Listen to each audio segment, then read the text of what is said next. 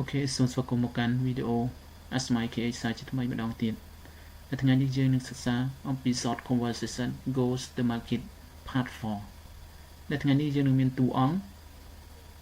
Miss Wana នៅតាមអ្នកស្រីវណ្ណាហើយនឹងបុរិតអ្នកស្រីវណ្ណានេះគាត់គឺជាអ្នកលក់ចំណែកបុរិតគឺជាអ្នកទិញអញ្ចឹងកុំឲ្យខាតពេលវេលាយើងចូលទៅដល់សន្ទនាយើងតែម្ដង Can I help you? Can I help you? Yes, I want to buy mango, please. Yes, I want to buy mango, please. What else do you want to buy? What else do you want to buy? I want to buy orange, please. I want to buy orange, please. Here you are. Here you are.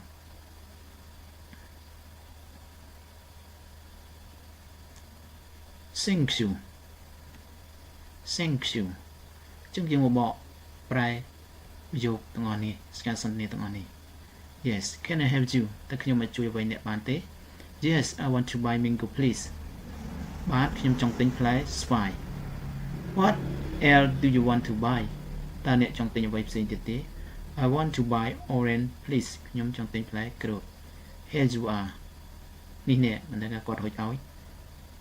Thank you អរគុណច្រើន Anything else? Anything else? Yes, I want that please. Anything else នេះមានន័យថា anything else មានអ្វីផ្សេងទៀតទេ Anything else មានអ្វីផ្សេងទៀតទេ Yes, I want that please. បាទខ្ញុំចង់ទិញគ្រាប់ធម្មជាតិសូមអរគុណនិងសូមគោរពលាបាទ